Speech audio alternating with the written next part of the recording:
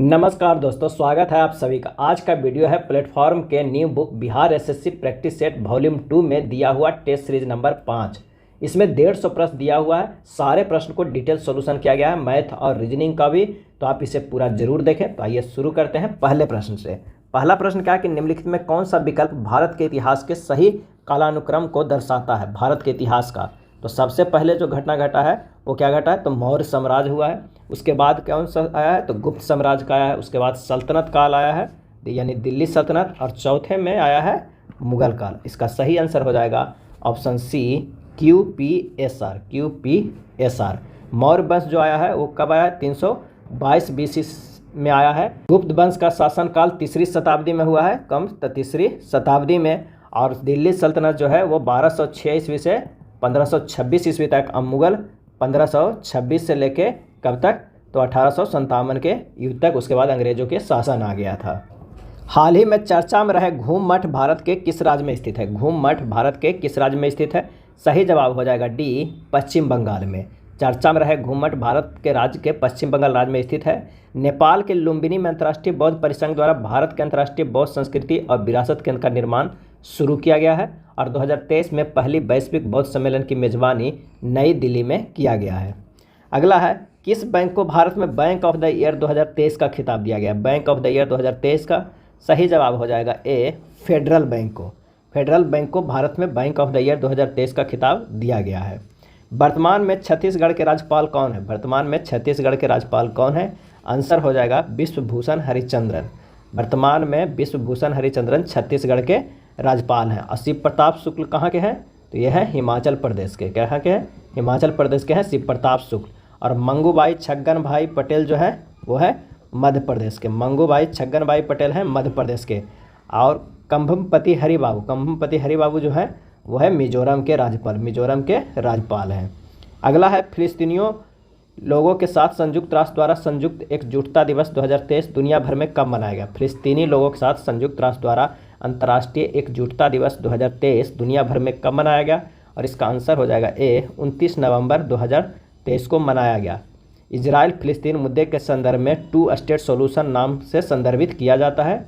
Israel की अगर राजधानी पूछता है तो कहाँ है? तो वो है जेरूसलम। और इजराइल से भारतीयों को निकालने हेतु भारत सरकार ने ऑपरेशन अजय चलाया था। 20वीं शताब्दी के पहले दशक के दौरान किस स्थान को भारतीय राष्ट्रवाद का तंत्रिका केंद्र माना जाता था? और इसका सही आंसर हो जाएगा ऑप्शन डी, बंगाल को। 20वीं शताब्दी के पहले दशक के दौरान बंगाल भारतीय राष्ट्रवाद का तंत्रिका केंद्र माना जाता था। अंग्रेज का विजय अभियान बंगाल से ही प्रारंभ हुआ था। और भारत में राष्ट्रवाद का शुरुआत भी बंगाल से ही प्रारंभ हुआ है। निम्नलिखित में कौन सा प्राचीन अधिमहाद्वीप गोंडवाना लैंड का हिस्सा नहीं था? और इसका सही आंसर हो जाएगा ऑप्शन सी, फ्रांस।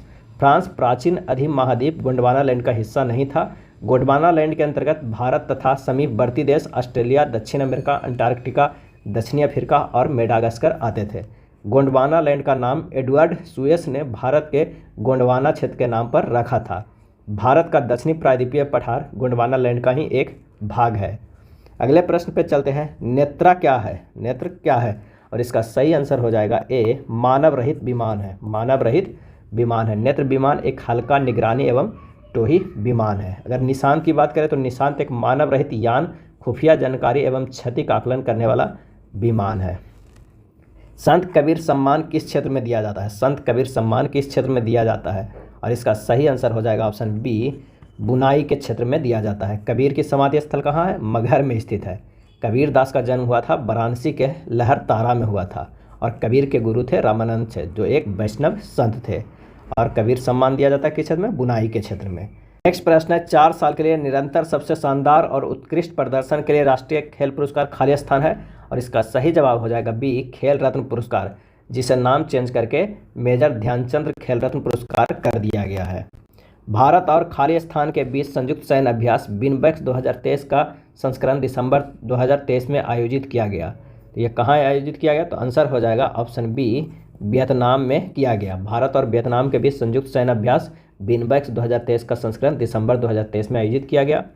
दक्षिण सूडान की राजधानी है। दक्षिण सूडान की राजधानी कहाँ है? तो आंसर हो जाएगा बी, जूबा है। दक्षिण सूडान 9 जुलाई 2011 को सूडान से अलग होकर एक अलग राष्ट्र बना। सूडान एक अफ्रीकी देश है जिसकी राजधानी कहाँ है? तो वो है खार्तूम। वाटर पोलो में प्रत्येक पक्ष में खिलाड़ी की संख्या कितनी होती है? वाटर पोलो में प्रत्येक पक्ष की खिलाड़ी की संख्या कितनी होती है? आंसर हो जाएगा बी 7 होती है। पोलो खेल घोड़े पर बैठकर खेला जाता है। अब पोलो खेल में खिलाड़ियों की संख्या प्रत्येक पक्ष में 4 होती है, लेकिन वाटर पोलो में प्रत्येक पक्ष में खिलाड़ियों की संख्या 7 होती है। अब पोलो खेल का ही पुराना नाम चौगान था। नेक्स्ट है संगलू समिति, जिसने 2011 में रिपोर्ट प्रस्तुत की, किससे संबंधित है? सुंगलू समिति, सुंगलू समिति। और इसका सही आंसर हो जाएगा ए राष्ट्रमंडल खेलों का घोटाला। सुंगलू समिति जिसने 2011 में रिपोर्ट प्रस्तुत की थी, राष्ट्रमंडल खेलों में घोटालों से संबंधित है। अगर रंगराजन समिति के बारे में पूछे तो ये संबंध है भुगतान संतुलन के।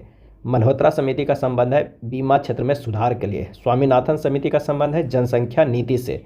और डॉक्टर एम.एस. स्वामीनाथन को भारतीय हरित क्रांति का जनक भी कहा जाता है। एक और कई बार पूछता है सत्यम समिति का संबंध, तो यह है वस्त्र नीति से। अक्टूबर 2023 को सार्वजनिक क्षेत्र के विकास उपक्रम को आपदा प्रबंधन में गोल्डन पीकॉक पुरस्कार से सम्मानित किया गया। इसका सही आंसर हो जाएगा ए REC। अक्टूबर 2023 को सार्वजनिक क्षेत्र के REC लिमिटेड उपक्रम को आपदा प्रबंधन में गोल्डन पीकॉक पुरस्कार से सम्मानित किया गया। नेक्स्ट है सरलीकरण की करना है, तो सबसे पहले इसका जो होगा किसे सोल्व किया जाएगा, तो सबसे छोटी ब्रैकेट जो है उसे सोल्व कीजिए और इसको फिर सोल्व कीजिए, उसके बाद ये पूरे को सोल्व कीजिए, फिर यहाँ इसका सोल्व होगा और लास्ट में ये होगा।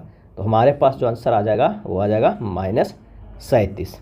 नेक्स्ट है समर को 8 दिवसीय बिक्री अभियान के दौरान अपनी यात्रा का ख्याल रखने के लिए कुछ धनराशि दी गई है, जितने में उसे खर्च चलाना था। हालांकि उसने अपने प्रवास को और 6 दिनों तक बढ़ाया था। नतीजन उनका औसत दैनिक यात्रा भत्ता 120 कम हो गया। शुरुआत में उसे कितनी राशि स्वीकृत की गई थी?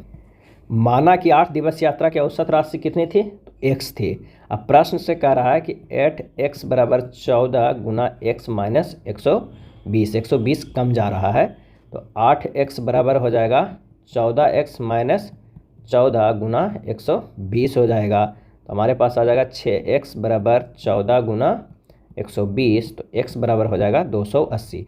यानी शुरुआत में दी गई राशि 8 दिनों के लिए था 280 पर डे, गुना 8 करेंगे तो हमारे पास आ जाएगा 2240 रुपया, क्योंकि औसत दैनिक राशि हम x मन है, तो हो जाएगा 2240 रुपया, बी हो जाएगा।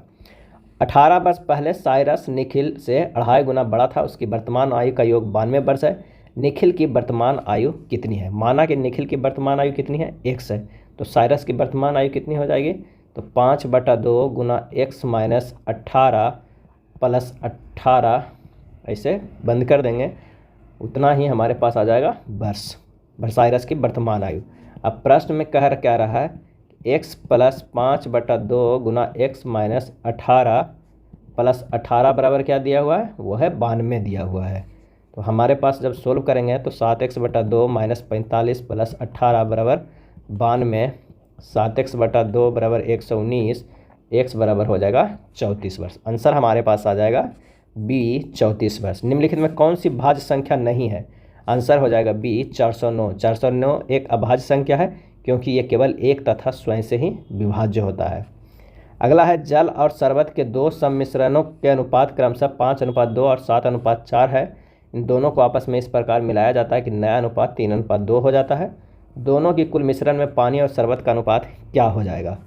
तो आइए अभिष्ट अनुपात बराबर एक शॉर्टकट में भी बना सकते हैं, 3 गुना 5/7 प्लस 2 गुना 7/11 और अनुपात हो जाएगा 3 गुना 2/7 प्लस 2 गुना 4/11। बस इसे सोल्व कर दीजिएगा तो जो हमारे पास आ जाएगा वही अनुपात हो जाएगा 263:122 हो जाएगा। तो आंसर हो जाएगा हमारे पास बी। नेक्स्ट है 4 संख्याओं a, b, c और d का कुल औसत 26 है। यदि a और b का औसत 19.5 है तो c और d का औसत क्या होगा? तो 4 संख्याओं का योग कितना हो जाएगा? तो वो योग हो जाएगा 26 गुना 4 बराबर 104 हो जाएगा। a और b का कुल योग कितना हो जाएगा? a और b का कुल योग कितना हो जाएगा? तो वो हो जाएगा 19.5 गुना 2 बराबर कितना? 39। तो c और d का औसत कितना हो जाएगा? तो हमारे पास आ जाएगा 104 माइनस 39/2 बराबर 32.5। आंसर हो जाएगा बी।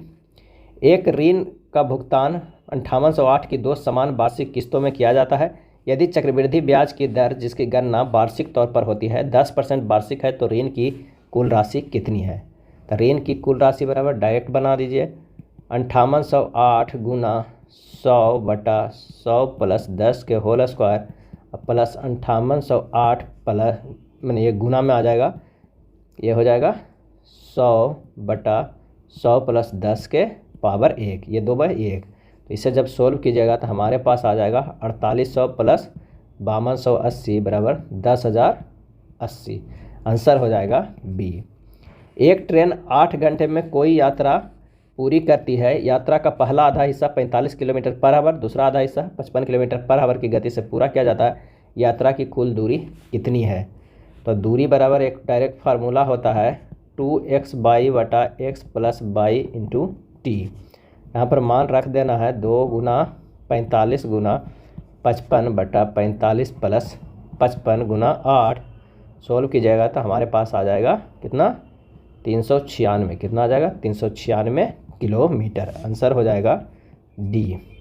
शेफाली ने कप को एक सेट 575 रुपये में खरीदा, लेकिन बाद में पुराना माल निकालने के लिए 506 में बेच दिया। उसे कितना प्रतिशत नुकसान हुआ।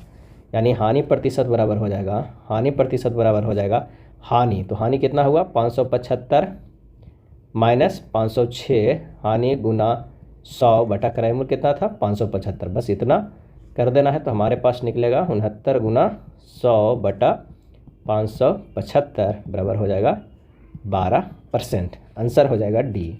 निम्नलिखित में कौन सी संख्या का मान एक शांत दशमलव होगा। शांत दशमलव होगा तो आइए देखते हैं। शांत दशमलव का मतलब होता है कि वहीं पर ख़त्म हो जाना, और अशांत मतलब वो इन्फिनिटी तक जाएगा। जैसे अगर 3/45 को हम लिख सकते हैं 0.066666, ये बहुत दूर तक जाएगा तो ये अशांत है। अगर हम इसे 12/45 को लिखेंगे तो ये 0.266666 अशांत तक जाएगा, इन्फिनिटी तक।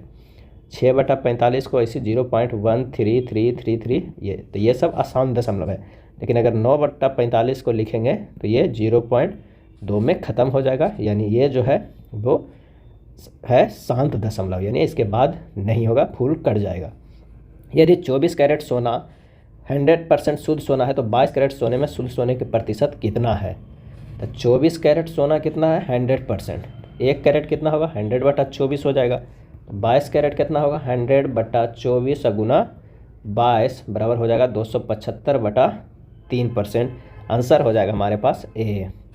दिया गया पाई चार्ट अलग अलग भागों पर Q3 2015 में कंपनी XYZ का खर्च दर्शाता है। अब ये दर्शाया गया है, तो यदि कंपनी XYZ कुल 100 लाख करोड़ खर्च किया तो कर्मचारियों की आय पर कुल कितना खर्च किया। तो कर्मचारियों की आय पर कुल खर्च बराबर हो जाएगा कितना, तो 100 लाख करोड़ का कितना परसेंट 20%, क्योंकि वेतन जो हमारे पास है वो 20% ही खर्चा गया। तो हो जाएगा कितना 20 लाख करोड़। कितना 20 लाख करोड़। आंसर हो जाएगा ऑप्शन ए। 1640 पर 7.5% की साधारण वार्षिक ब्याज की दर से 6 वर्षों में प्राप्त ब्याज की राशि क्या होगी। तो साधारण ब्याज बराबर क्या होता है मूलधन गुना समय और गुना क्या होता है दर और बटा 100 होता है।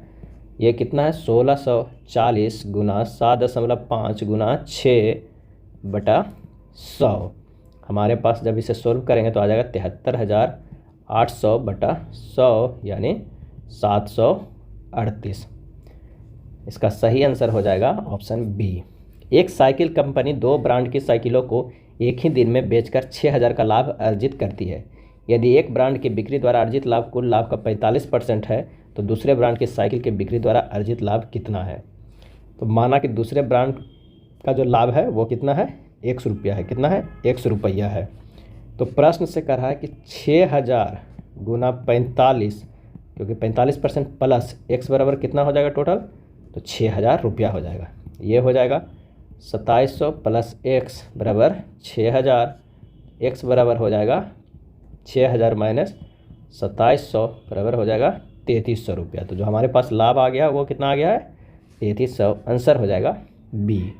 निम्नलिखित में से परिमेय संख्या कौन सी है। परिमेय संख्या कौन सी है, तो 3√8 - 2 जो है वो परिमेय संख्या है, क्योंकि 3 के 2 के पावर 3 √3 -2 बराबर 2 -2 बराबर 0। तो 0 क्या है? परिमेय संख्या। आंसर हो जाएगा हमारे पास जो होगा वो हो जाएगा बी। सी नहीं होगा, बी होगा ये।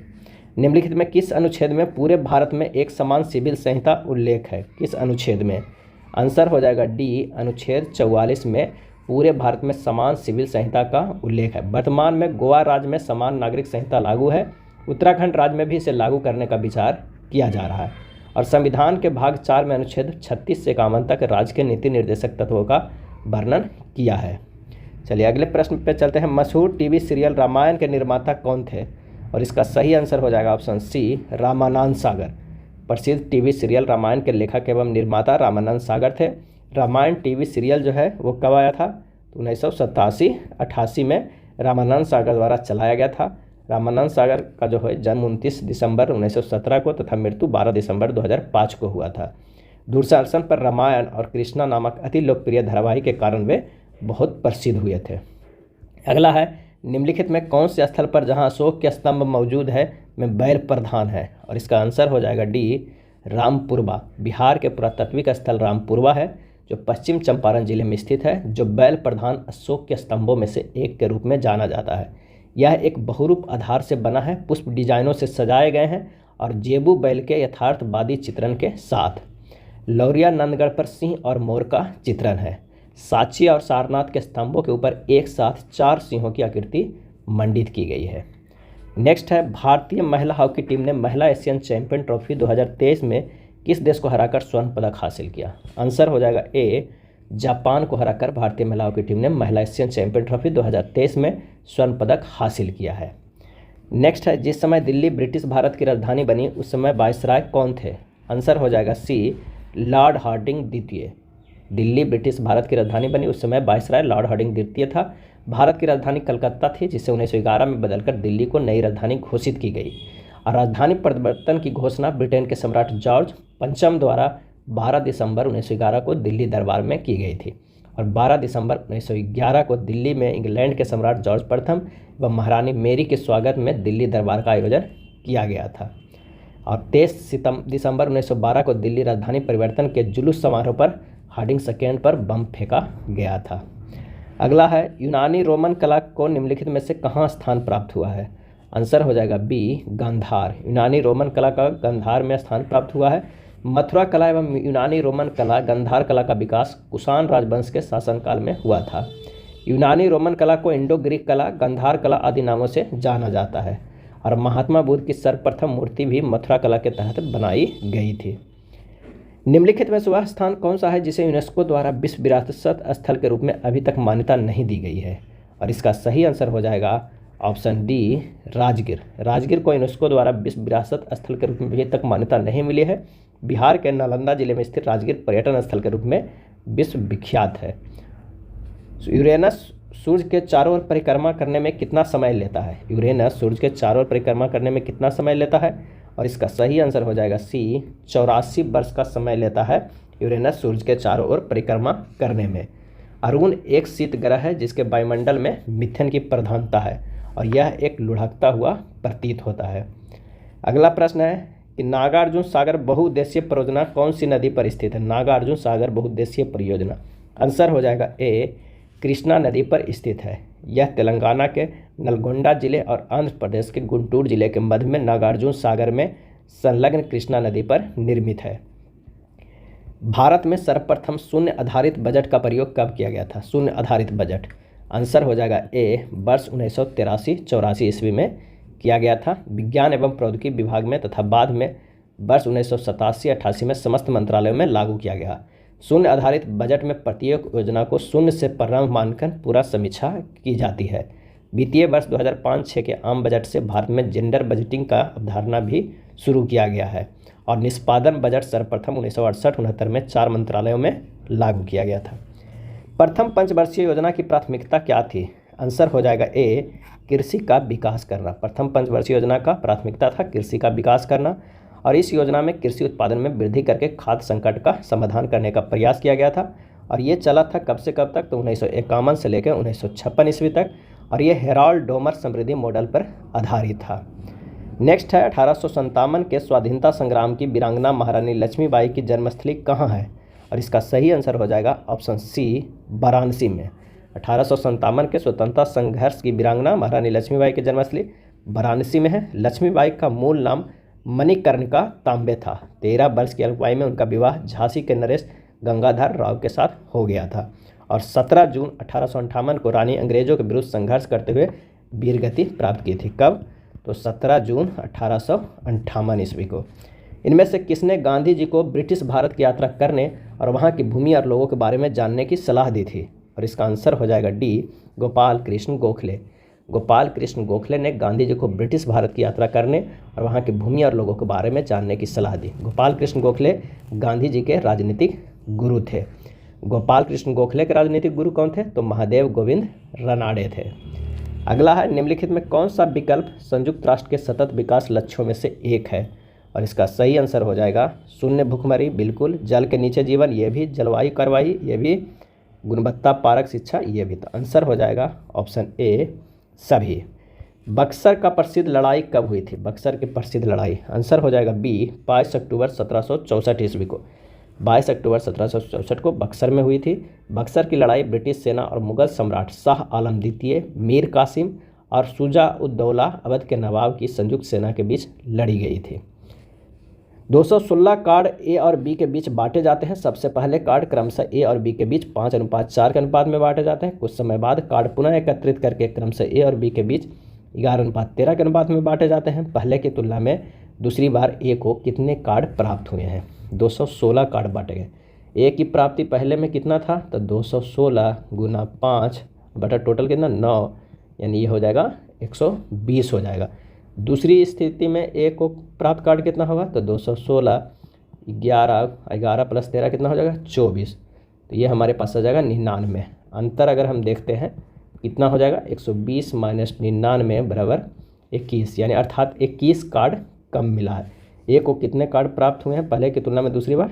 तो 21 हुए जो वो कम मिला है। ये प्रश्न को यहाँ अच्छे से पढ़िएगा। पहले की तुलना में दूसरी बार ए को कितने कार्ड प्राप्त हुए? तो 21 कम प्राप्त हुए दूसरी बार। औसतन मीनाक्षी अपने मासिक वेतन का 10% खरीदारी और रेस्तरां और माल जाने पर खर्च करती है। 80% उसके घरेलू खर्चों पर व्यय होता है। 10% की बचत होती है। यदि मासिक घरेलू व्यय 48,000 है तो उसकी मासिक आय कितनी है? अब प्रश्न में कह रहा है कि 80% बराबर कितना है? तो वो है 48,000। तो 100% बराबर कितना हो जाएगा? 100% बराबर तो 48,000 बटा 80 गुना 100 कर देना है, सीधे निकल जाएगा 60,000। सही आंसर हो जाएगा सी। दो संख्याओं का लसा 2604 है और महसा 12 है। यदि संख्याओं में से एक 84 है तो दूसरी संख्या क्या होगा? दो संख्याओं का गुणनफल बराबर होता है HCF इंटू LCM, यानी एक संख्या 84 है, दूसरी संख्या हमें निकालना है। दूसरी संख्या बराबर HCF कितना दिया हुआ है? 2604 गुना कितना? 12। तो दूसरी संख्या बराबर हो जाएगा 2604 गुना 12 बटा 84 बराबर हो जाएगा 372। सही आंसर हो जाएगा डी। अर्पण, तन्वी एवं ऋषभ ने आपस में एक केक को बांट लिया। अर्पण ने केक का 1/12 भाग लिया, ऋषभ ने 3/4 तथा शेष केक तन्वी खाया। तन्वी का हिस्सा कितना था? अर्पण तथा ऋषभ द्वारा खाया गया केक का कुल भाग कितना हो जाएगा? 1/12 प्लस 3/4, यानी टोटल हो जाएगा 5/6 भाग। अब तन्वी का हिस्सा कितना बचा? तो एक में 5/6 घटा देंगे, 1/6 भाग बच गया। आंसर हो जाएगा ऑप्शन सी। 6/8 में 5 और 6/25 में 4 के स्थानीय मान का योग क्या हो जाएगा? तो 6/8 बराबर हो जाएगा 0.7 पर 75/100। तो 5 का स्थानीय मान कितना हो जाएगा? 5 का स्थानीय मान तो हो जाएगा 5/100 हो जाएगा। अब 6/25 को हम क्या लिख सकते हैं? 0.24 बराबर 24/100। तो 4 का स्थानीय मान कितना हो जाएगा? वो हो जाएगा 4/100। अब कह रहा है कि स्थानीय मान का योग क्या होगा? एक का स्थानीय मान 5/100 था और दूसरा का 4/100 निकला, तो हमारे पास हो जाएगा 9/100। आंसर हो जाएगा ए। 30 लोग किसी कार्य को 12 दिनों में पूरा कर सकते हैं, 40 लोगों को उसी कार्य को पूरा करने में कितना समय लगेगा। 30 मैन को कार्य करने में 12 दिन, तो एक मैन को 12/30, सॉरी 12/30 नहीं होगा, 12 गुना 30 हो जाएगा, 12 गुना 30 हो जाएगा। तो 40 में क्या हो जाएगा, 12 गुना 30/40 बराबर 9 दिन काट पीट करेंगे, 9 दिन आ जाएगा, आंसर हो जाएगा बी। नेक्स्ट है, यदि a + 1/a बराबर 5 है तो a³ + 1/a³ का मान क्या होगा। आइए इसे सोल्व करते हैं। a + 1/a बराबर 5 है, a³ + 1/a³ बराबर होगा 5 के क्यूब -3 गुना 5 बराबर 125 - 15 बराबर 110, आंसर हो जाएगा सी। लेकिन ये कैसे हुआ, तो हम लोग एक नोट जान लेंगे कि x + 1/x बराबर k है, तो x³ + 1/x³ बराबर हो जाएगा हमारे पास k³ - 3k, k³ - 3k। इसी फार्मूला पर ये रख दिया गया है, तो हमारे पास आंसर आ जाएगा 110। अगला है, एक परीक्षा में छात्रों के एक समूह के अंकों का औसत 64 है। यदि 20% छात्रों के अंकों का औसत 91 और 25% छात्रों का अंकों का औसत 31 रहा तो शेष छात्रों के अंकों का औसत दशमलव में 1 अंक तक शुद्ध क्या होगा। माना कि कुल छात्र कितना है, 100 है, तो 55 छात्रों के कुल अंक कितना हो जाएगा, 55 छात्रों के, तो 100 गुना 64 - 20 गुना 91 - 25 गुना 31। जब इसे सोल्व करेंगे तो 6400 - 1820 - 775 हो जाएगा, तो आंसर आ जाएगा कितना, ये आंसर नहीं आएगा, 3805 आ जाएगा। तो औसत बराबर कितना हो जाएगा, 55 में निकालना है, तो 3805/55 बराबर हो जाएगा 69.18 बराबर 69.2, सही आंसर हो जाएगा डी। अगले प्रश्न पे चलते हैं कि एक 3 मीटर 50 सेंटीमीटर लंबी और 4 मीटर ऊंची दीवार पर समान आकार के वर्गाकार टाइल्स को लगाया जाना है। पूरी दीवार को ढकने के लिए संभावित रूप से अधिकतम कितनी टाइल्स की आवश्यकता होगी। टाइल्स की भुजा कितनी है, 350 तथा 400 सेंटीमीटर। इन दोनों का मसा जो हो जाएगा वो कितना हो जाएगा, 50 हो जाएगा। तो टाइल्स की संख्या बराबर हो जाएगा जो हमारे पास वो दीवारों के क्षेत्रफल बता एक टाइल्स का क्षेत्रफल है, यानी दीवारों का क्षेत्रफल कितना है, 350 गुना 400, और एक टाइल्स का क्षेत्रफल कितना है, तो होगा 50 गुना 50, क्योंकि मैसा जो हमारे पास आ रहा है वो 50। तो इसे जब काट पीट करेंगे तो हमारे पास आ जाएगा 7 गुना 8, यानी आंसर हो जाएगा ए। एक मशीन का मूल्य प्रति वर्ष 25% की दर से मूल्यह्रास होता है। यदि दूसरे वर्ष और तीसरे वर्ष के अंत में इसके मूल्य के बीच 24,000 का अंतर है तो पहले वर्ष के अंत में मशीन का मूल्य कितना का होगा। तो माना कि प्रारंभिक मूल्य जो है वो x है, तो प्रश्न में कह रहा x गुना 100 - 25 बटा 100 के होल स्क्वायर माइनस x गुना 100 - 25 बटा 100 के होल क्यूब बराबर 24,000, कितना है, 24,000। यहाँ से हमें सोल्व करना है। आइए सोल्व करते हैं। x गुना 3/4 के whole square minus x into 3/4 के होल क्यूब बराबर 24,000 हो जाएगा। फिर आगे सोल्व करेंगे तो 9/16 x - 3x/4 बराबर 24,000। x के मान यहाँ से निकाल लीजिएगा, 24,000 गुना 16 गुना 4/9। तो पहले वर्ष के अंत में मूलधन कितना होगा, मूलधन होगा x गुना 100 - 25 बटा 100, यानी x गुना 3/4, और x का मान तो हम निकाले ही है ये वाला। जब इसे रख देंगे तो हमारे पास जो मान आ जाएगा वो कितना आ जाएगा, 1,28,000 आ जाएगा। आंसर हमारे पास ए। उस विकल्प का चयन कीजिए जिसका तीसरे शब्द में वही संबंध है जो दूसरे शब्द के पहले से। पुस्तकें, बस्ता, गैस स्टोव। आंसर हो जाएगा रसोई घर। जिस प्रकार बस्ता में पुस्तक को रखा जाता है ठीक उसी प्रकार रसोई घर में गैस स्टोव रखा जाता है। अगला प्रश्न है कि उस विकल्प का चयन कीजिए जो अक्षर समूह को निम्न श्रृंखला में प्रश्नवाचक के स्थान पे आएगा। आइए देखते हैं। k प्लस जो हमारे पास 3 किया गया है उसके होगा क्या, n होगा, यानी k से n गया +3 में, n से q गया +3 है, q से t गया +3 है, t से अगर +3 करेंगे तो ये w होगा। उसी तरह दूसरा में t से x गया है +4 है, x के b गया है +4 है, बी से एफ गया +4 है, और एफ से +4 जो होगा वो हो जाएगा जे। तो डब्लू और जे हमें मिल गया है, यहाँ से हमें आंसर मिल जा रहा है, ऑप्शन हो जाएगा डी। उस विकल्प का चयन कीजिए जो दूसरे शब्द के पहले शब्द के संबंध रखता है। काठमांडू नेपाल की राजधानी है, तो थिम्पू कहाँ की राजधानी है, तो वो है भूटान की। आंसर हमारे पास हो जाएगा ए। अगले प्रश्न पे है, चलिए देखते हैं क्या हो सकता है, ये किस तरह अरेंज किया गया है। जिस प्रकार नॉर्वे के अक्षरों को अवरोही क्रम में लिखा गया है, ठीक उसी प्रकार पोर्चुगल को भी अवरोही क्रम में लिखेंगे, यानी जो अल्फ़ाबेटिकल में है वो सबसे लास्ट वाला पहले लिखाएगा। तो इसमें सबसे जो है लास्ट कौन है, वो यू है, उसे हम पहले लिखेंगे, उसके बाद टी है, उसके बाद आर है, पी है, ओ है, एल है, जी है और ए है। आंसर हो जाएगा ऑप्शन ए। उस विकल्प का चयन कीजिए जो तीसरी संख्या में वही संबंध है जो दूसरी संख्या का पहली से है। तो 7 और 53 को किस तरह लिखा गया है, तो आइए देखते हैं 7 और 53 को किस तरह है। तो 7 के अगर हम स्क्वायर करते हैं 49 प्लस 2 के स्क्वायर करते हैं तो क्या हो जाएगा, 53 हो जाएगा, क्योंकि 49 + 4 = 53।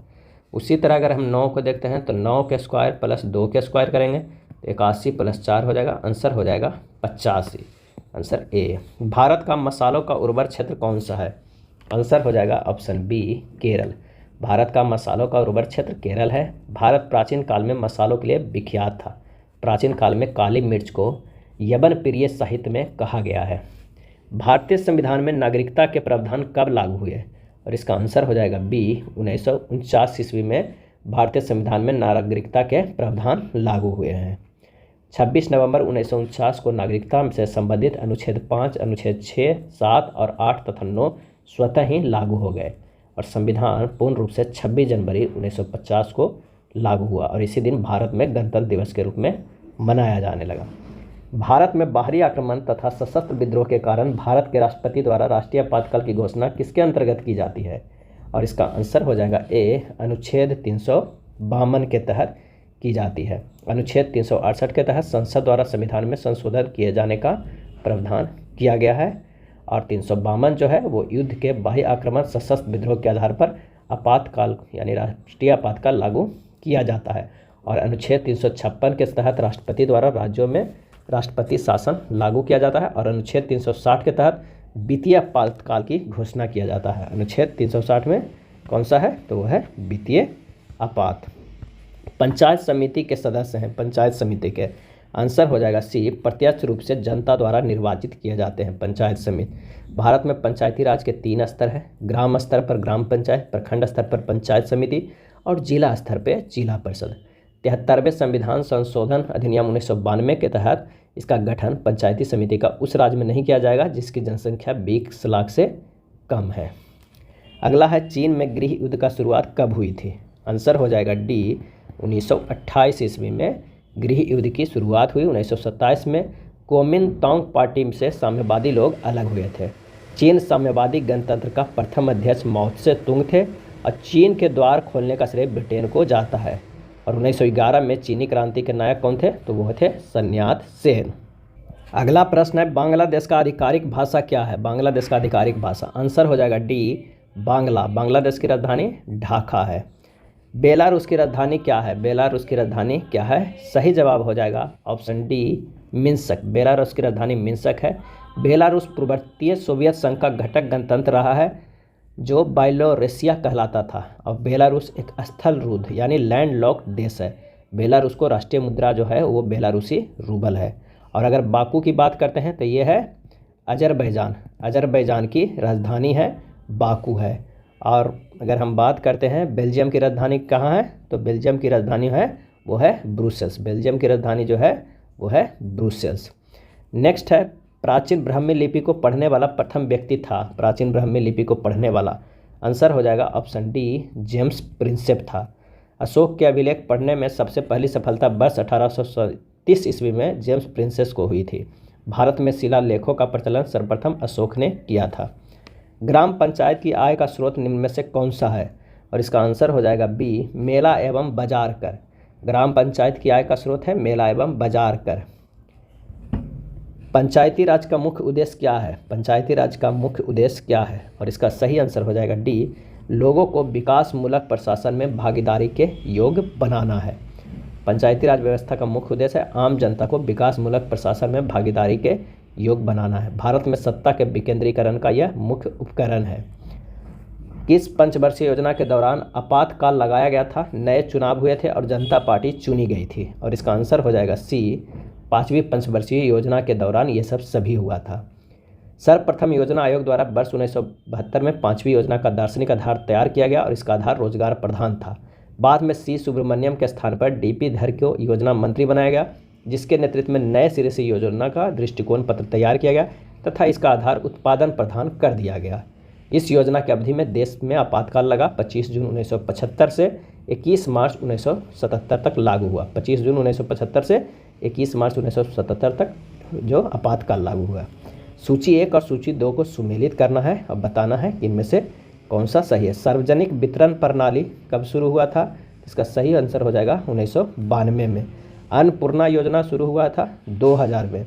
काम के बदले अनाज कार्यक्रम हुआ 1977 ईस्वी में। लक्षित सार्वजनिक वितरण प्रणाली 1997 में। कब हुआ? 1997 में।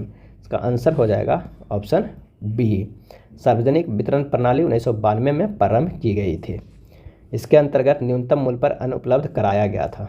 पंचायती राज की अन्य संस्थाओं की तरह ग्राम पंचायत के लिए भी अनुदान सब्सिडी का प्रावधान कौन संस्था करता है? और इसका सही आंसर हो जाएगा ऑप्शन बी, राज्य वित्त आयोग। कौन करता है? तो राज्य वित्त आयोग करता है। राज्य वित्त आयोग का गठन संविधान के अनुच्छेद 243(1) और 243(22) के द्वारा किया जाता है। स्तंभों को मिलान करते हैं। काट एवं दाह एवं कृषि संबंध राज है। आइए देखते हैं। दहिया, दहिया है वो है मध्य प्रदेश में। कुरुबा, कुरुबा जो है वो है झारखंड में। बरिंगा है वो है उड़ीसा में। और पेंडा जो है वो है आंध्र प्रदेश में। इसका सही आंसर हो जाएगा ऑप्शन डी। स्थानांतरित कृषि, कृषि का सबसे प्राचीन विधि है। स्थानांतरित कृषि के अंतर्गत कृषि विशेष स्थल की वनस्पति को काटकर या जलाकर साफ कर दिया जाता है और फिर उस पर कृषि की जाती है। तो इसे काटन एवं दहन प्रणाली या पेड्डा पद्धति कहते हैं। अगला है मृगनयनी का महल कहाँ स्थित है? मृगनयनी का महल आंसर हो जाएगा डी, ग्वालियर में स्थित है। मृगनयनी का महल राजा मानसिंह तोमर ने निर्माण कराया था। मृगनयनी वृंदावन लाल वर्मा की प्रसिद्ध ऐतिहासिक रचना भी है।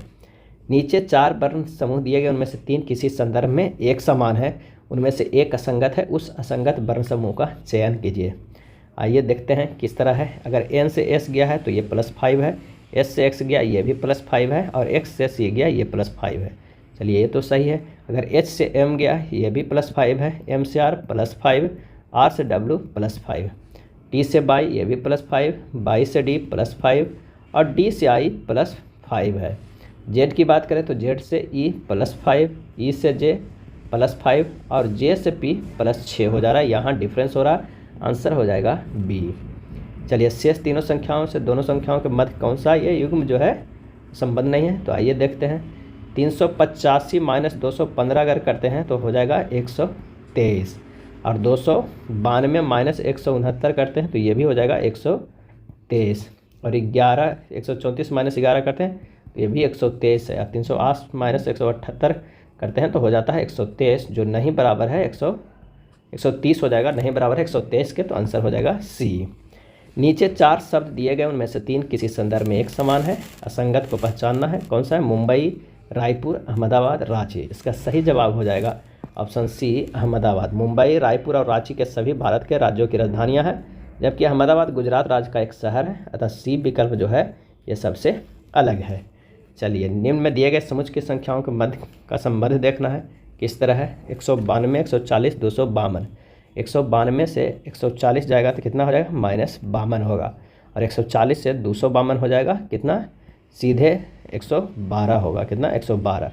और ये किस में है? तो 186 से अगर -52 करेंगे तो आ जाएगा 134। 134 से 246 करेंगे तो ये हो जाएगा 112। आंसर हमारे पास हो जाएगा ये संबंध है। नीचे 4 शब्द दिए गए, 3 किसी संदर्भ में एक समान, उनमें से एक असंगत है। असंगत शब्द को चयन करना। डाह, ईर्ष्या, देश, सहानुभूति।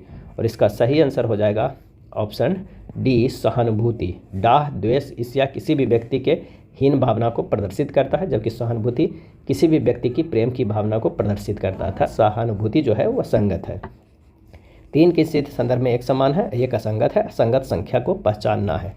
आइए देखते हैं, पहचानते हैं इनमें से। तो 15 गुना 7 माइनस 8 बराबर हो जाता है 97। यहाँ दिया गया है कितना 197, जो कि सही नहीं है। चलिए अगला एक चेक कर लेते हैं। 27 गुना 7 माइनस 8 बराबर है 189 माइनस 8 बराबर 181, ये तो सही है। 21 गुना 7 माइनस 8 बराबर 167 हो जाएगा, कितना हो जाएगा 167। और विकल्प डी में है 25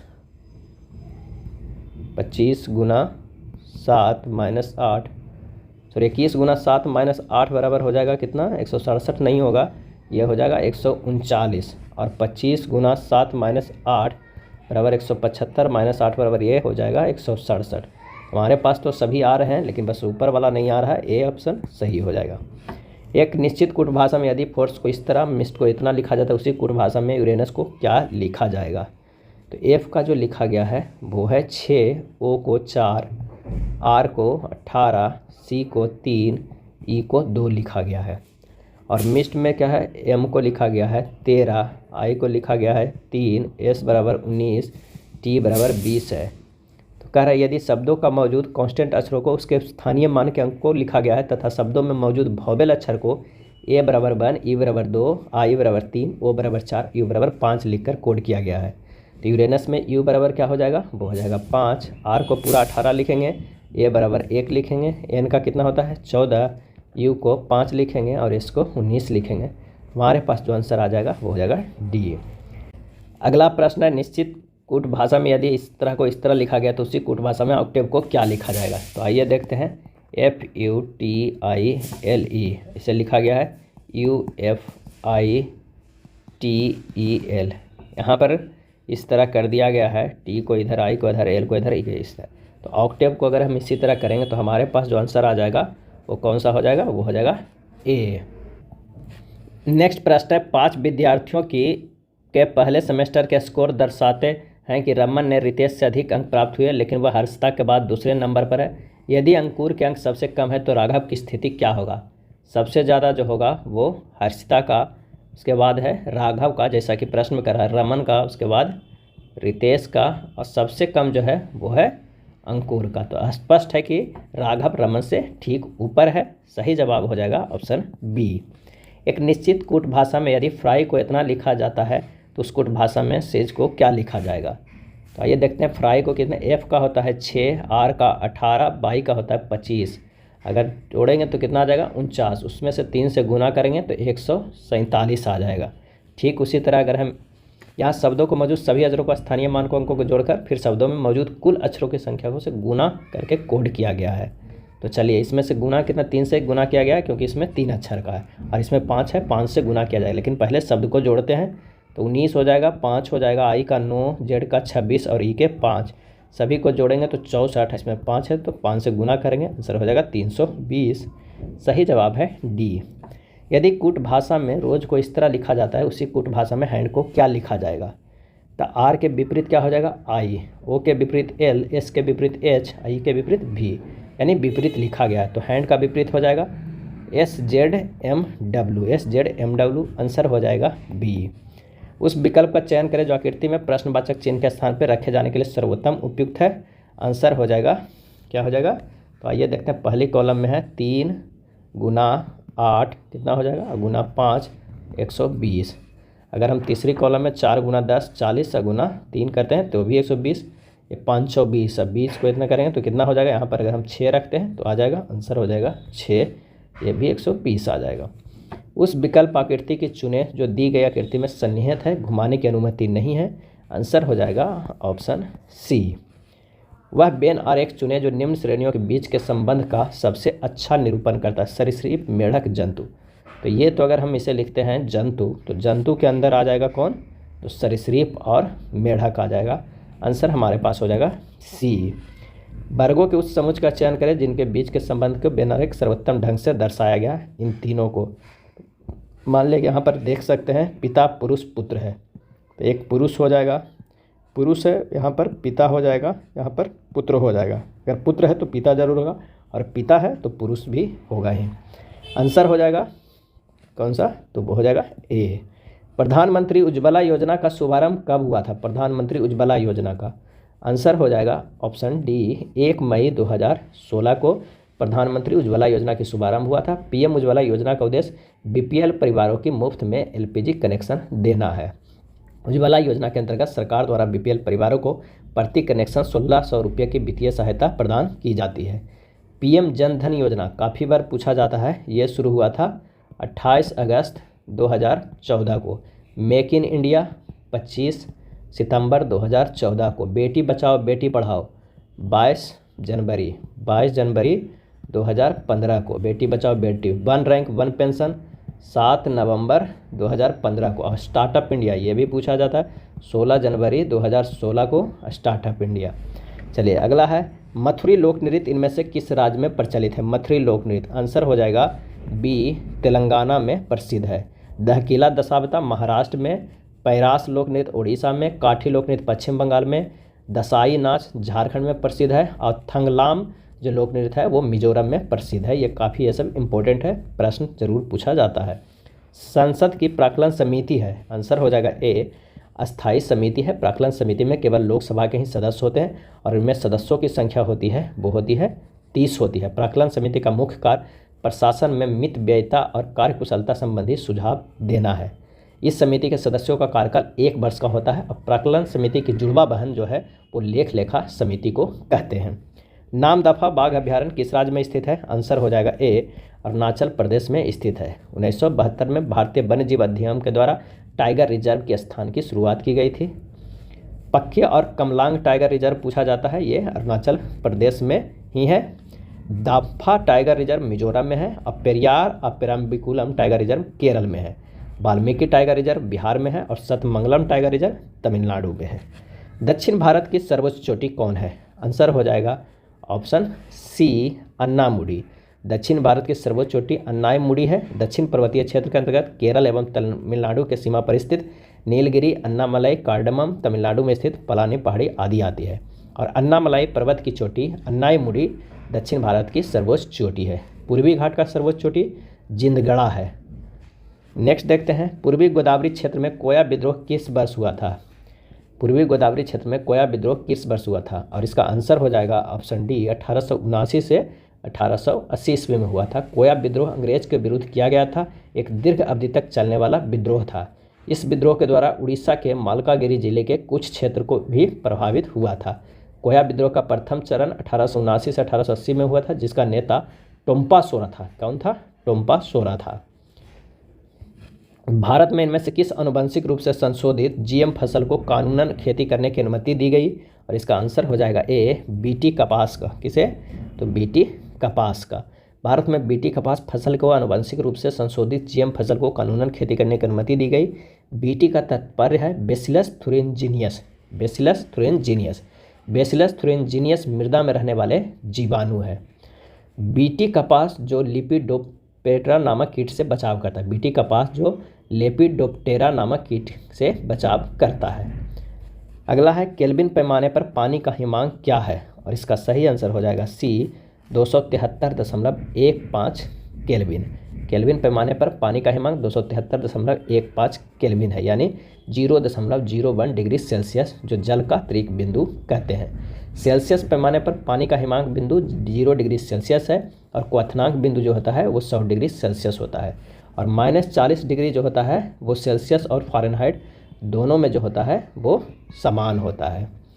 निम्न में से कौन सा मैग्नेटिक डिस्क नहीं है। आंसर हो जाएगा ए डीवीडी। डीवीडी एक मैग्नेटिक डिस्क नहीं है। चुंबकीय डिस्क एक भंडारण उपकरण है जो डेटा को लिखने, पुनः लिखने और एक्सेस करने के लिए चुंबकीयकरण प्रक्रिया का उपयोग करता है।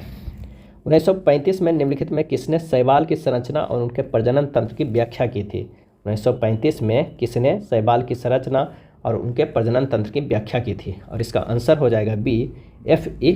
फ्रीच ने। F.E. फ्रीच ने शैवाल की रचना और उनके प्रजनन तंत्र की व्याख्या की। वनस्पति विज्ञान की वह शाखा जिसमें शैवालों को अध्ययन करते हैं फाइकोलॉजी कहते हैं। हरी शैवाल में स्टार्च यानी मंड पदार्थ संचित रहता है और नीली हरी शैवाल में प्रकाश संश्लेषण की उत्पादन ग्लाइकोजोन है। सारगासम नामक शैवाल से जापान में कृत्रिम ऊन का निर्माण किया जाता है। अगला है संलग्न की गुप्त ऊष्मा है और इसका आंसर हो जाएगा डी ठोस द्रव अवस्था परिवर्तन के लिए गुप्त ऊष्मा। मेगालोब्लास्टिक एनीमिया किस विटामिन की कमी के कारण होता है? मेगालोब्लास्टिक एनीमिया किस विटामिन की कमी के कारण होता है? आंसर हो जाएगा ए, विटामिन B12 के कमी के कारण होता है। रेड ब्लड सेल का निर्माण कम होने से मेगालोब्लास्टिक एनीमिया होता है। इनमें कौन सा उभयधर्मी ऑक्साइड है? और इसका आंसर हो जाएगा C, zinc oxide. Zinc oxide उभयधर्मी ऑक्साइड है। Zn, Al, Sn और Pb जो है वो है उभयधर्मी धातु है। और धातु का ऑक्साइड क्षारीय होता है, अधातु का ऑक्साइड अम्लीय होता है। इकोलॉजी शब्द खाली स्थान शब्द ओकोलॉजी से बना है। और इसका सही आंसर हो जाएगा ए, यूनानी शब्द ओकोलॉजी से बना है, इकोलॉजी। सर्वप्रथम अर्नेस्ट हैकल नामक प्राणी विज्ञान शास्त्री ने 1866 ईस्वी में इकोलॉजी शब्द का प्रयोग इकोलॉजी के रूप में किया है। उनके अनुसार वातावरण और जीव समुदाय के पारस्परिक संबंध के अध्ययन को पारिस्थितिकी कहते हैं। निम्नलिखित में कौन सा रोग विषाणु से होता है? और इसका सही आंसर हो जाएगा option D, chicken pox. Chicken pox जो होता है वो विषाणु से होता है। दिए गए आरेख में वृत्त ग्रामीण जनों को निरूपित करता है, त्रिभुज व्यवसाय को, आयत स्नातकों को। आरेख को ध्यानपूर्वक अवलोकन करें और उससे बता दिए गए प्रश्न को उत्तर दें। उन ग्रामीण व्यवसायों की संख्या कितनी है जो स्नातक नहीं है? और इसका सही आंसर हो जाएगा ऑप्शन बी, 8। उन बॉक्सों को चयन करें जिन्हें दी गई शॉर्ट की लाइनों पर मोड़कर बनाया जा सकता है। तो 6 के अपोजिट हो जाएगा कौन? तो 1 हो जाएगा। 3 के अपोजिट जो हो जाएगा वो 5 हो जाएगा। और 2 के अपोजिट 4 हो जाएगा। और कभी भी जो एक साथ ये फलक नहीं दिखेगा, इस तरह से आप उसे छाट दीजिएगा। घन के विपरीत फलक एक दूसरे के आसन फलक नहीं होते हैं। विकल्प बी और डी में विपरीत फलक आसन के स्थान पर है, जो संभव नहीं है, बी और डी। तो हमारे पास आंसर हो जाएगा, तो दी गई सीट को मोड़कर ए और सी का घन बनाया जा सकता है। आंसर हो जाएगा सी। मित सुबह सूरज की दिशा में साइकिल चलाना शुरू करता है, यानी पूरब की दिशा में चलाया जाए। कुछ समय के बाद वह अपनी बाईं ओर 45 डिग्री पे मुड़ जाता है। बाईं ओर 45 डिग्री पर मोड़ लेता है, फिर उसके बाईं ओर 80 डिग्री पर मुड़ जाता है। कितने डिग्री पर मुड़ जाता है? तो वो 80 डिग्री पे मुड़ जाता है। तो यहाँ से 80 डिग्री जो हमारे पास होगा वो हो जाएगा इधर 80 डिग्री पे मुड़ जाता है। अब वो अपनी प्रारंभिक स्थिति के संबंध में किस दिशा में है? तो इसका जो आंसर हो जाएगा उत्तर और पश्चिम में। किधर है? उत्तर और पश्चिम में। निम्नलिखित श्रेणी में से अगला पद क्या होगा? ये देखते हैं। 3 से 8 गया है, +5 है। 8 से 15 गया है, +7 है, +10 है और +15 है, +22 है। अब 62 से जो 95 गया, +33 है। यहाँ पर क्या होगा ये देखना है, लेकिन उससे पहले देखना है कि 5 से 7 जो गया था वो 2 गया था, 7 से 10 3 गया था, 10 से 15 5 गया था और 15 से 12 7 गया था और 12 से जो हमारे पास 22 गया, 15 से 22 7 गया था। अब 22 से 33 गया वो 11 हुआ, यानी 2 3 5 7 11 है। यानी जो हमारे पास आ रहा है वो अभाज्य संख्या आ रहा है। अब क्या होगा? वो होगा 13। तो 33 + 13 कितना हो जाएगा? 6 4 46 हो जाएगा। यानी 95 + 46 जोड़ेंगे तो हमारे पास आ जाएगा 141। आंसर हो जाएगा बी। नेक्स्ट है, अक्षरों के उस संयोजन का चयन करें जो दी गई श्रृंखला में रिक्त स्थानों में क्रमिक रूप से रखे जाने पर श्रृंखला पूर्ण करेगा। आंसर हो जाएगा बी। 111 नंबर के प्रश्न देखते हैं किस तरह संबंध है। 13 4 19, उसके बाद फिर 16 5।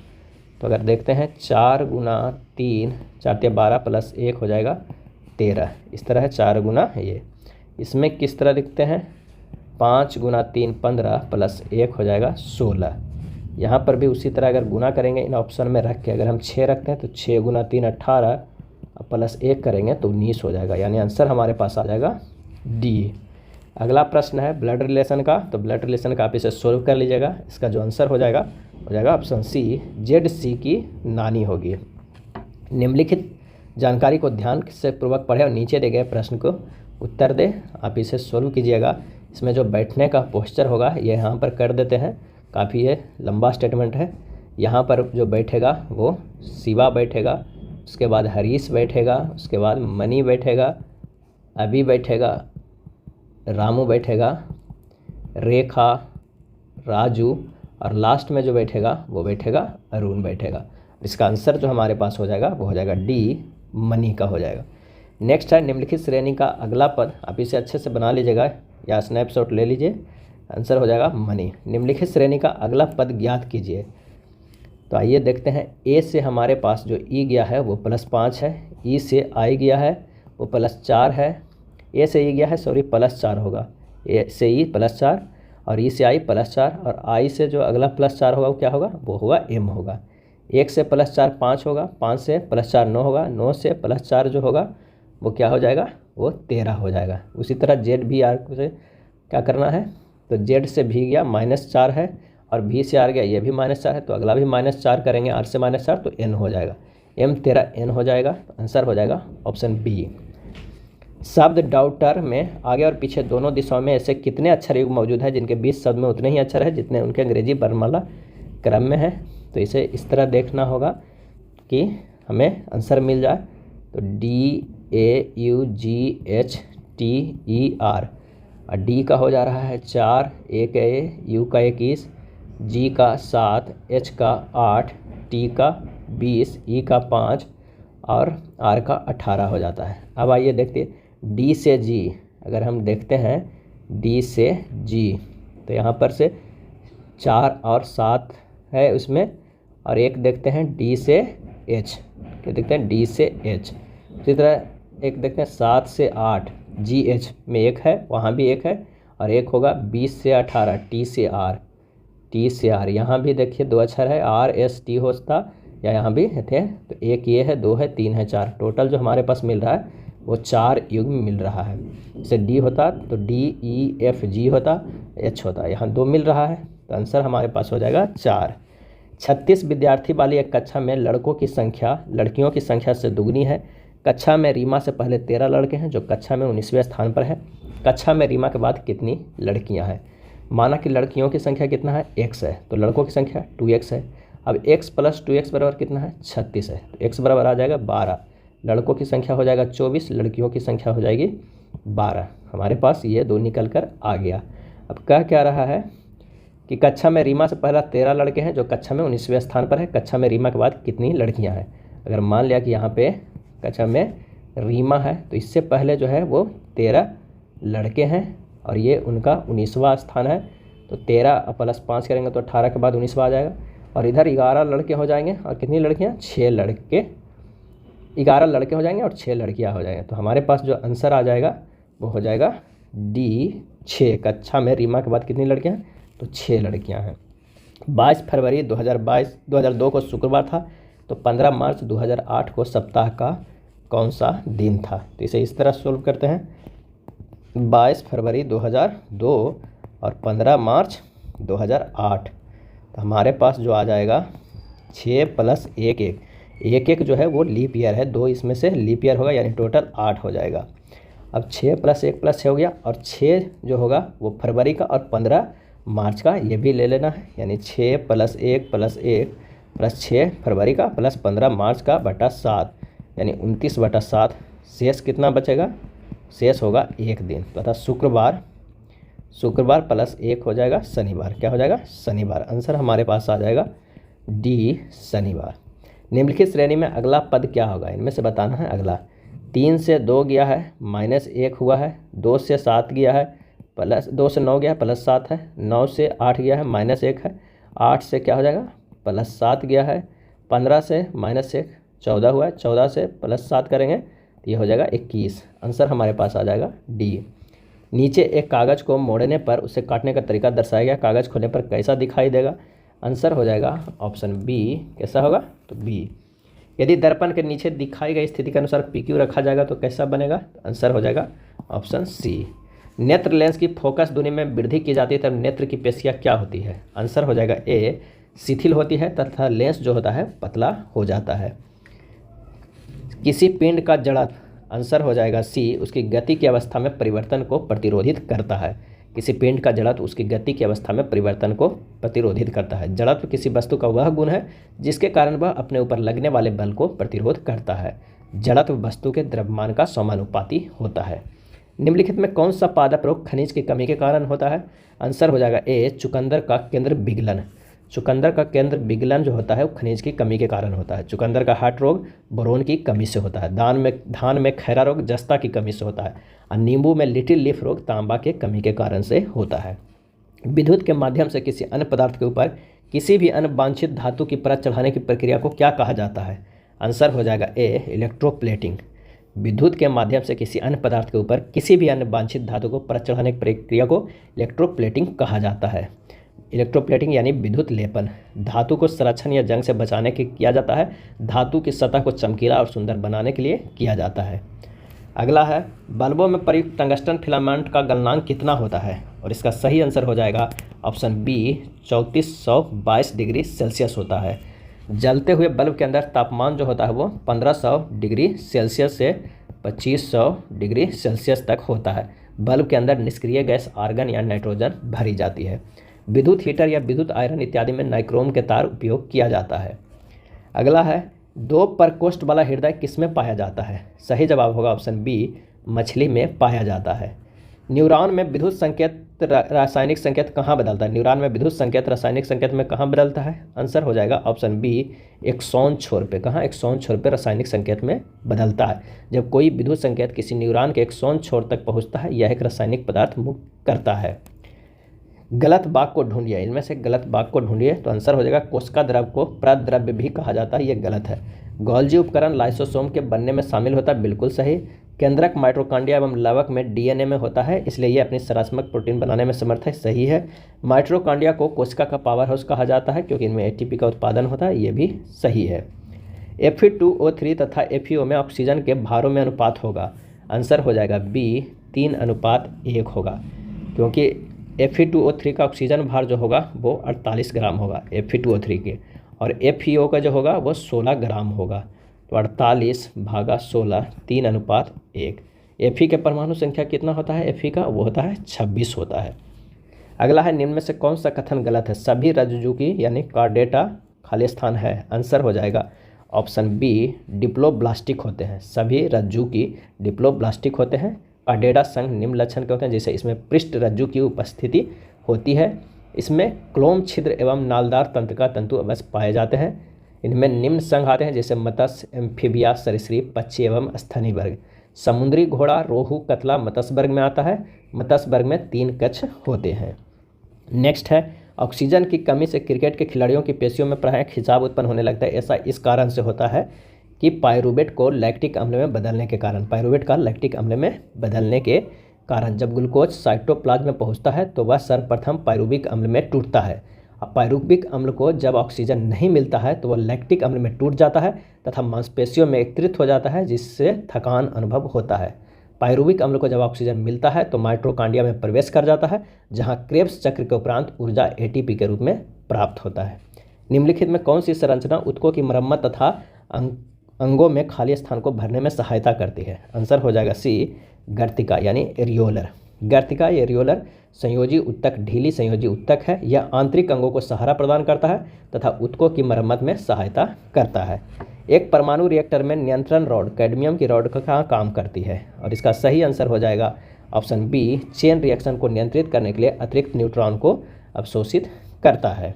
जब किसी उदासीन धातु के गोले को धनात्मक रूप से आवेशित कांच की छड़ के संपर्क में आवेशित किया जाए तो यह गोला होगा। आंसर हो जाएगा ए, इलेक्ट्रॉन गवाएगा। क्या करेगा? इलेक्ट्रॉन गवाएगा। कांच की इस छड़ को सिल्क से रगड़ने पर कांच के सिल्क की ओर इलेक्ट्रॉन के स्थानांतरण होगा, जिससे कांच की छड़ धनावेशित और सिल्क जो होगा वो ऋणावेशित होगा।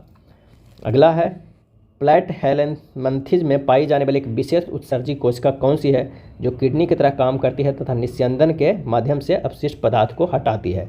प्लेट हेलेनमंथिज, और इसका सही आंसर हो जाएगा ऑप्शन सी, फ्लेम कोशिका। फ्लेम कोशिका।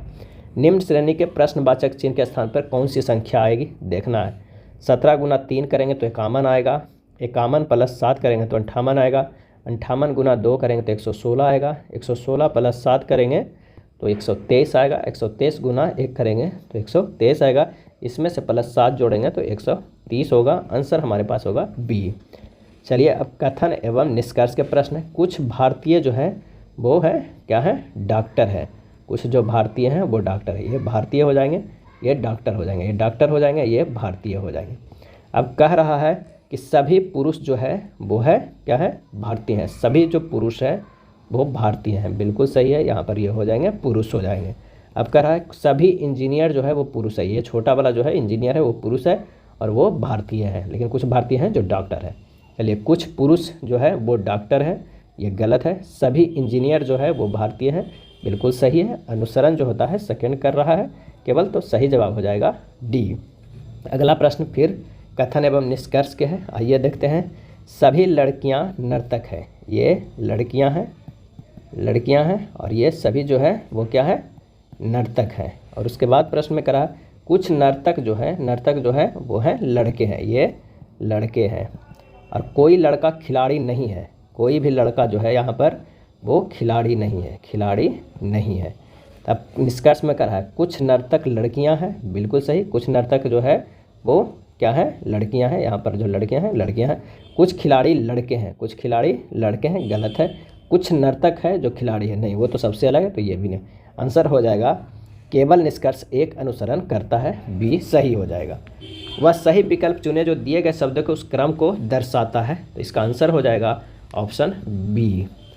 प्रत्येक प्रश्न में दिए गए शब्दों को सार्थक एवं आरोही क्रम में व्यवस्थित करें और सही क्रम दर्शाते हुए विकल्प चुने, आंसर हो जाएगा सी। क्या हो जाएगा, सी हो जाएगा। पहले बुध होगा, उसके बाद शुक्र होगा, उसके बाद पृथ्वी, मंगल और बृहस्पति।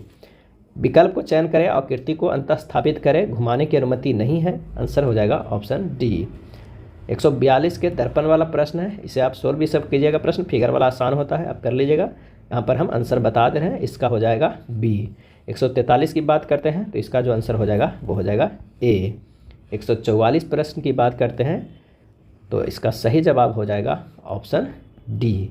145 कागज़ के टुकड़े को मोड़ने का प्रश्न है, इसका जो आंसर हो जाएगा वो हो जाएगा डी।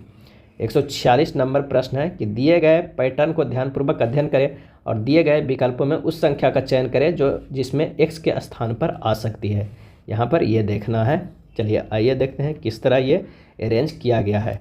37 प्लस अगर हम 10 करते हैं तो 47, और 47 प्लस 20 करते हैं तो ये 67 है। अब आइए देखते हैं 16 प्लस 4 करेंगे तो क्या होगा, और x प्लस 4 करेंगे तो क्या होगा। यानी 16 प्लस 4 करेंगे 20 होगा, 20 प्लस 4 करेंगे तो 24, तो यानी ये भी मैच करा, ये है। लास्ट वाला देखते हैं क्या है, 43 प्लस क्या करते हैं 10 करते हैं तो 53 हो जाता है, और 53 प्लस 20 करते हैं तो ये हो जाता है 73। 20 प्लस क्या करेंगे तो 25 हो जाएगा, तो 5 ऐड करेंगे और 25 में फिर से 5 ऐड करेंगे तो 30 हो जाएगा। तो हमारे पास आंसर ये पूछ रहा था, आंसर हो जाएगा 20, ऑप्शन बी सही हो जाएगा। 147 नंबर के प्रश्न, उपरोक्त आकृति में कितने आयत है, इसमें से आयत काउंट करना है यहाँ पर। तो ये हो जाएगा 1 2 3 4, सबको जोड़ दीजिए। 4 3 7 2 8 प्लस 1 कितना हो जाएगा 10 हो जाएगा। 4 3 7 2 1 10, फिर यहाँ 1 2 3 4, ये भी 10 है। तो आकृति में आयतों की संख्या 10 गुना 10 बराबर हो जाएगा 100, आंसर हो जाएगा ए। यदि गणितीय चिन्ह इतना के स्थान को आपस में परिवर्तन करेंगे तो कौन सा समीकरण सही होगा, इसका सही जवाब हो जाएगा ए, ये सही हो जाएगा। सिर्फ प्लस के जगह पर ये कर दीजिए गुना का। निम्नलिखित में किस चिन्हों को परस्पर बदलने में दिया गया समीकरण सही बनेगा, इसका सही जवाब हो जाएगा ए। नेक्स्ट है, एक शब्द केवल एक संख्या समूह को दर्शाया गया है, इस तरह का है, एक बताया गया है किस तरह। तो हम मील को किस तरह लिख सकते हैं, देखना है कि मील कहाँ कहाँ है। अगर चलिए एक को बता देते हैं, एम कहाँ कहाँ पर है, तो एक यहाँ पर एम है, एक यहाँ पर है, एक यहाँ पर है, 3 जगह हमारे पास एक है। तो इसका जो लिखा जाएगा वो लिखा जाएगा 0 1, इसका लिखा जाएगा 1 और 3, 1 इसमें है और 3 यहाँ पे, और इसका लिखा जाएगा 3 और 0, इसका लिखा जाएगा 3 और 0, क्या लिखा जाएगा 3 और 0। एक और होगा एम यहाँ है तो 2 और 2, इसका क्या लिखा जाएगा 2 और 2, ये 4 है। अब जो हमारे पास आंसर है इसी 4 में से एक होगा एम के जगह पर। तो आप इसे करिएगा जब सॉल्व कीजिएगा आसान से, तो इसमें हो जाएगा क्योंकि इसका ए एम होता है, आंसर हमारे पास सी आ जाएगा। अतः मेल का क्या लिखा जाएगा 30 56 21 और 67, आंसर सी होगा। ये था प्लेटफॉर्म के वॉल्यूम 2 में दिया गया बिहार एसएससी के प्रैक्टिस सेट। अगर वीडियो अच्छा लगा हो तो प्लीज़ लाइक एंड शेयर कर दीजिएगा। धन्यवाद।